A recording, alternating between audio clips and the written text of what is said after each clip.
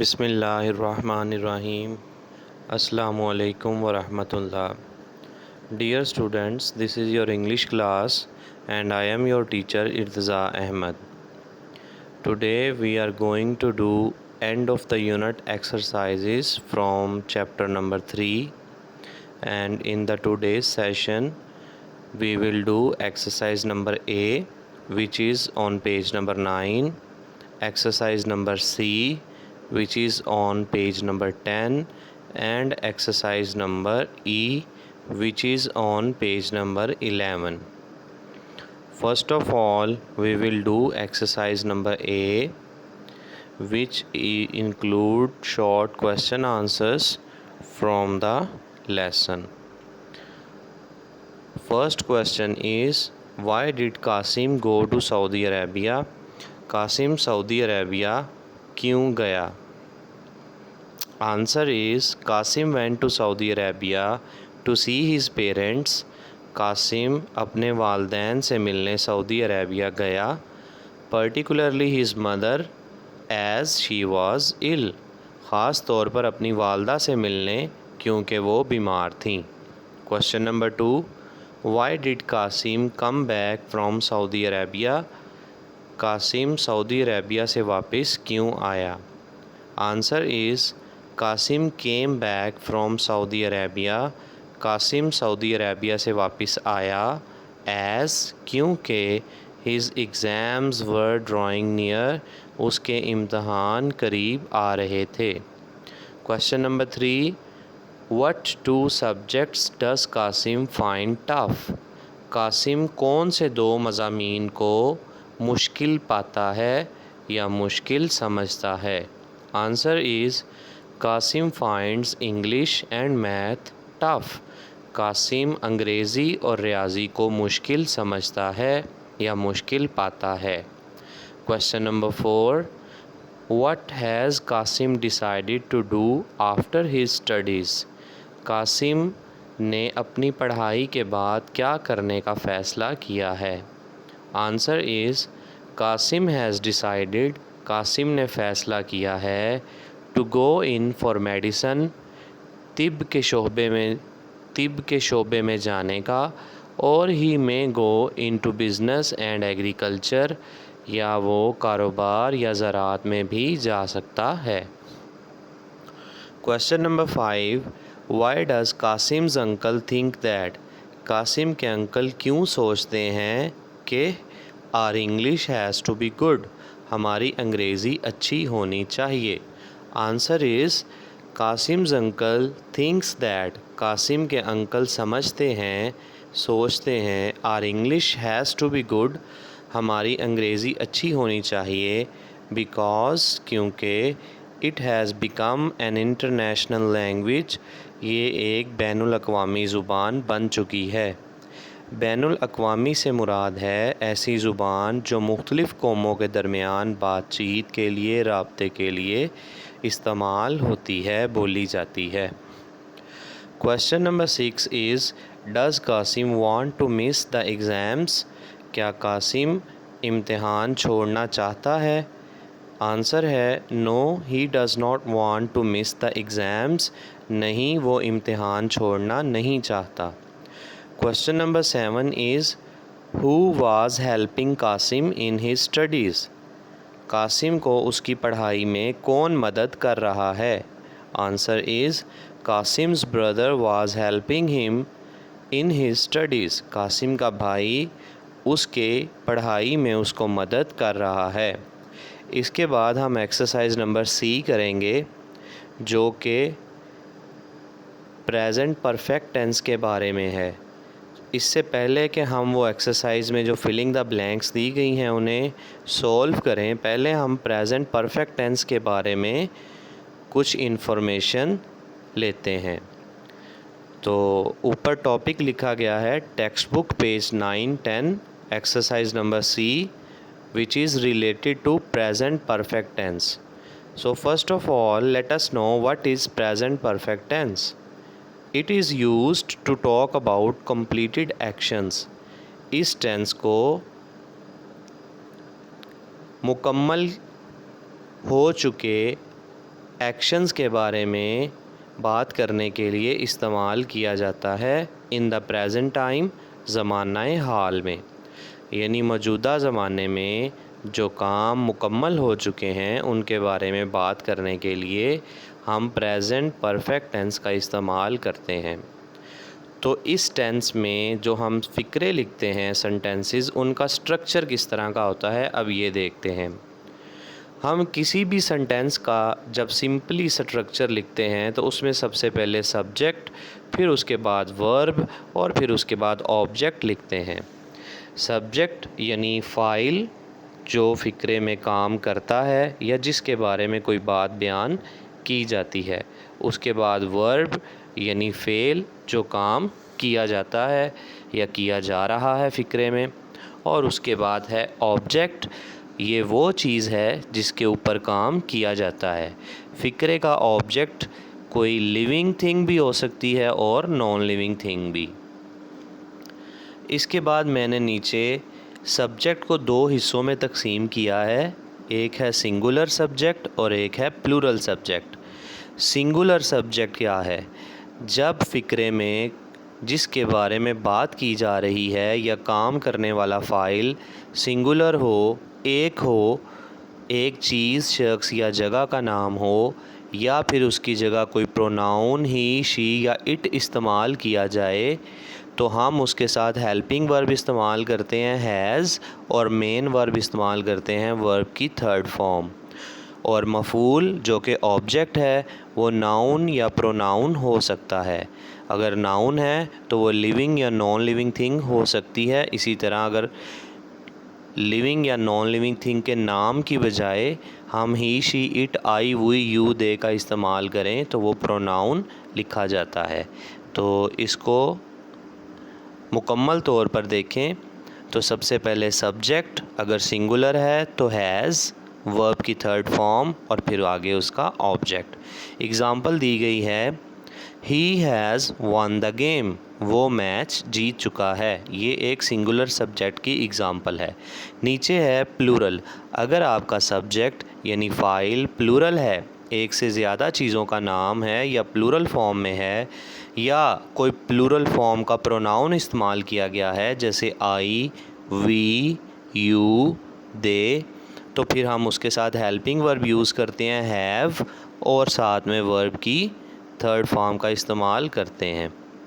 और आगे हम अपना ऑब्जेक्ट लिखते हैं जो कि नाउन या प्रोनाउन की शक्ल में होता है। इसकी नीचे एग्ज़ाम्पल दी गई है, we have won the game, हम मैच जीत चुके हैं। दोनों एग्ज़ाम्पल्स में दिए गए फ़िक्रों में फ़र्क सिर्फ हेल्पिंग वर्ब का है, क्योंकि form of verb third use होगी, सिर्फ सब्जेक्ट के बदलने से हेल्पिंग वर्ब ही चेंज होगा। तो आपने इसमें ये बात याद रखनी है कि अगर आपका subject singular he, she, it है तो आप हेल्पिंग वर्ब इस्तेमाल करेंगे हैज़, और अगर आपका subject plural I, we, you, they है तो आप हेल्पिंग वर्ब यूज़ करेंगे हैव।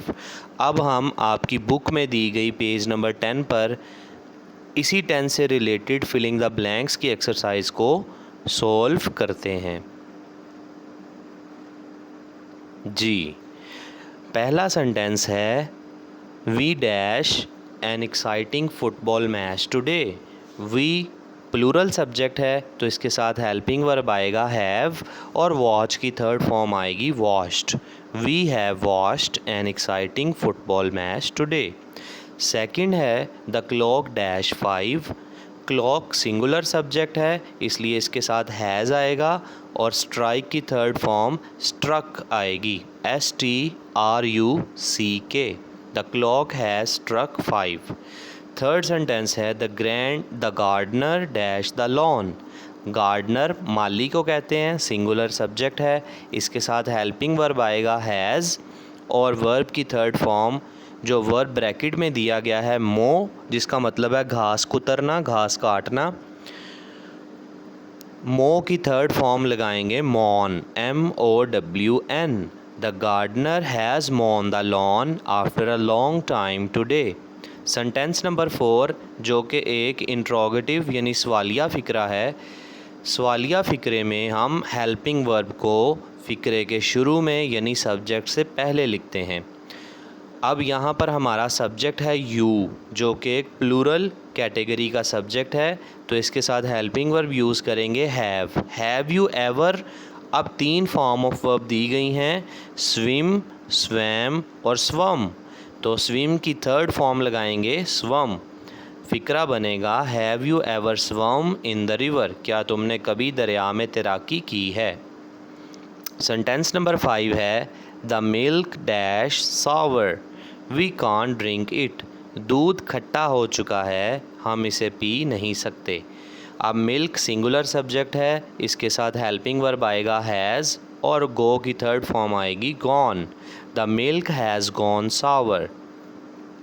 नेक्स्ट सेंटेंस नंबर 6 है the butcher dash a cow for the meet.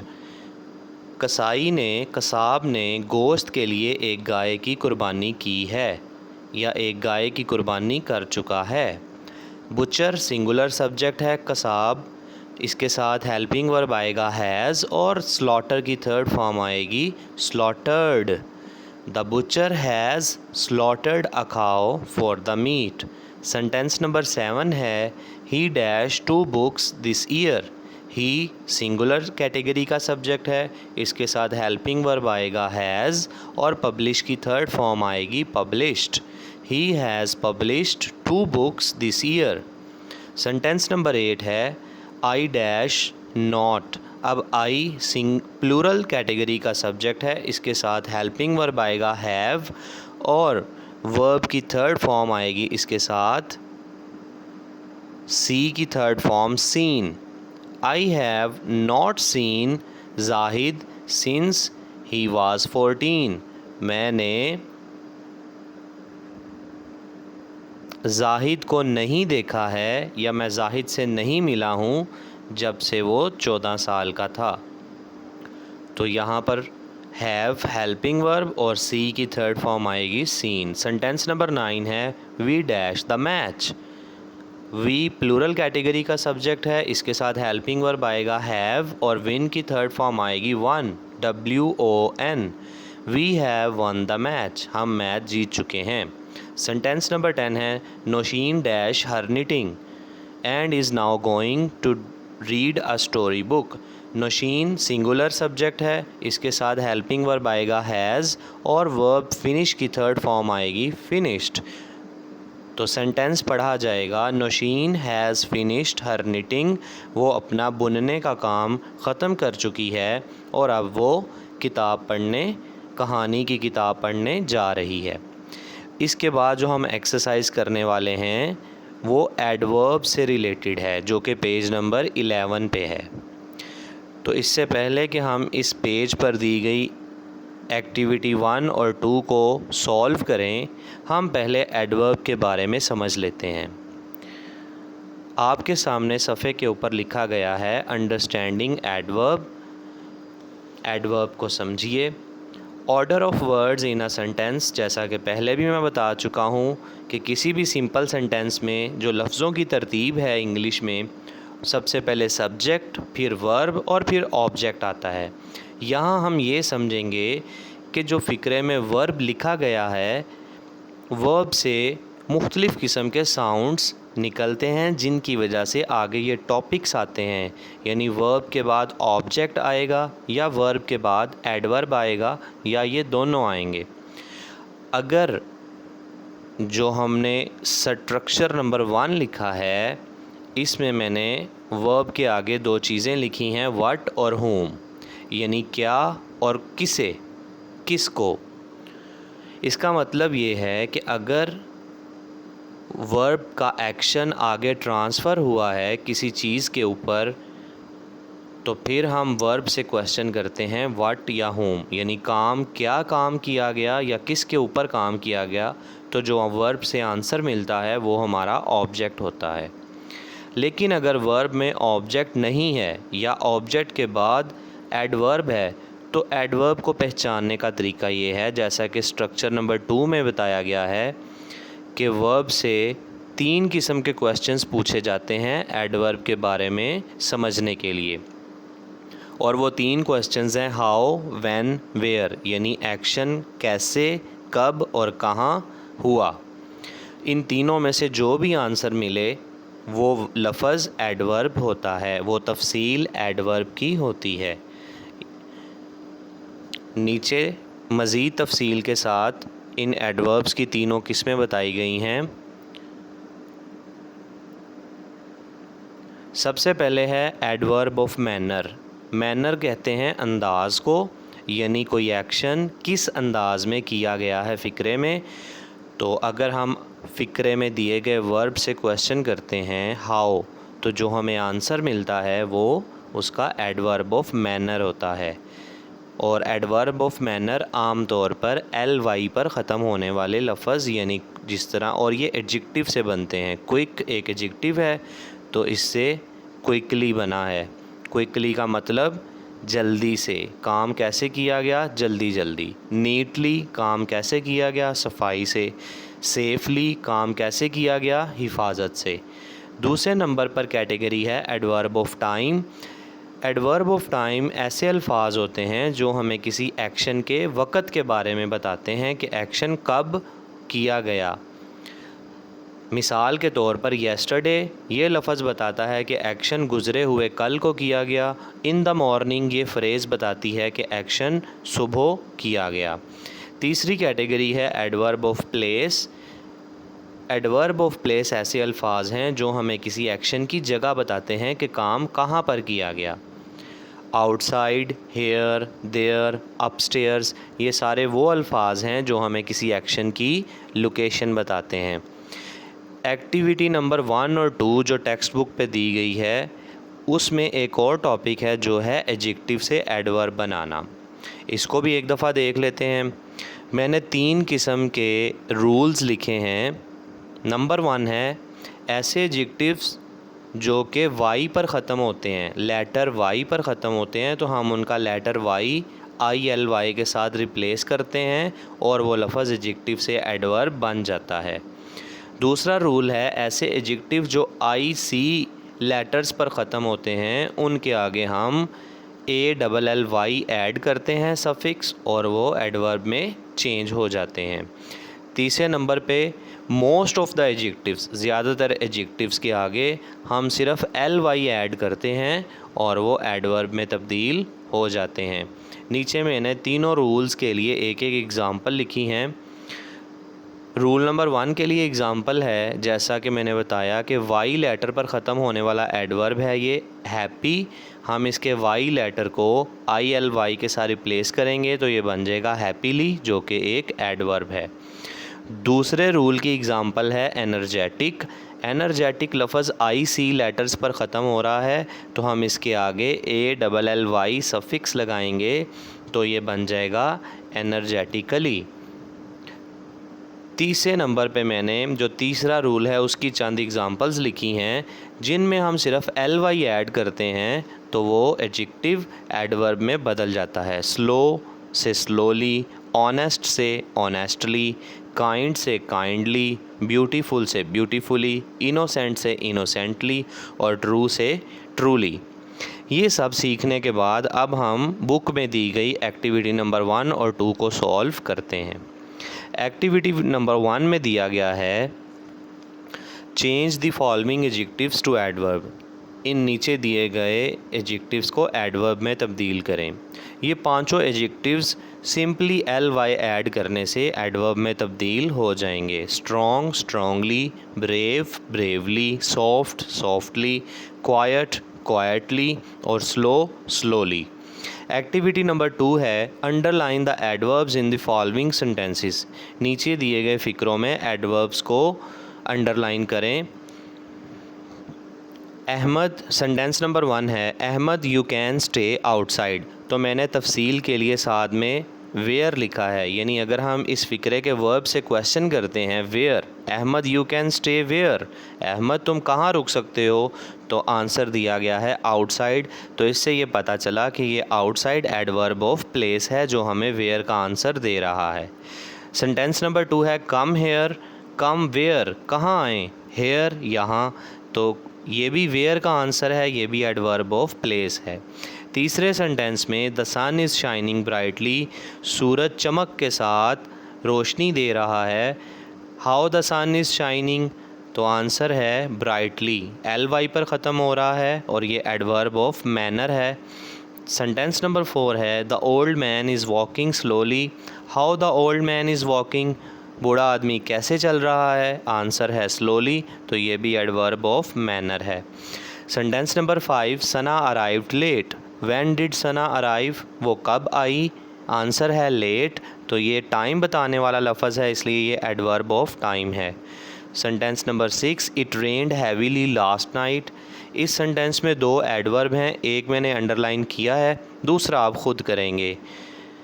It रेन्ड बारिश हुई, व्हेन इट रेन्ड कब बारिश हुई, आंसर है लास्ट नाइट, गुज़िश्ता रात बारिश हुई, इसलिए ये एडवर्ब ऑफ टाइम है। इस फ़िक्रे में एक और एडवर्ब है, वो आप तलाश करके लिखेंगे और साथ में उसकी कैटेगरी बताएंगे कि वो किस कैटेगरी का एडवर्ब है, टाइम वाला, प्लेस वाला या मैनर वाला। सेंटेंस नंबर 7 में please put the cups there, अगर हम इस फ़िक्रे के वर्ब से क्वेश्चन करें where to put the cups, cups कहाँ रखने हैं, तो आंसर है देयर, वहाँ पर, तो देयर हमारा एडवर्ब ऑफ प्लेस है। इसकी मज़ीद प्रैक्टिस करने के लिए मैंने आपको एडजेक्टिव्स की लिस्ट दी है जिनको आप एडवर्ब में चेंज करेंगे। ये आपके सामने एडजेक्टिव्स दिए गए हैं, आप उन तीनों रूल्स के मुताबिक उनको याद करते हुए रूल्स को इनके एडवर्ब्स बनाएंगे। कुछ एडजेक्टिव्स ये हैं और कुछ आगे वाले पेज पे हैं। तो आपका होमवर्क एक तो ये एक्टिविटी है कि जिसमें आप एडजेक्टिव्स के एडवर्ब बनाएंगे। अगले लेक्चर में मैं आपको इनके आंसर भी बताऊंगा ताकि आप अपनी करेक्शंस कर लें। तो एक आपका होमवर्क ये है, इसके साथ आपने इस चैप्टर के क्वेश्चन आंसर्स को अपनी नोटबुक पे डेट एंड डे, यूनिट का नाम और टॉपिक शॉर्ट क्वेश्चन आंसर्स लिखने के बाद इन क्वेश्चन आंसर्स को लिखना भी है और याद भी करना है। उसके अलावा जो हमने खाली जगह और एडवर्ब की एक्टिविटी नंबर 1 और 2 की है, इसको आप अपनी किताबों पे हल करेंगे और इनको याद करेंगे और ख़ाली जगह फिलिंग द ब्लैंक्स भी अपनी किताबों पे सॉल्व करेंगे। So this is the end of your English class. अल्लाह हाफिज़।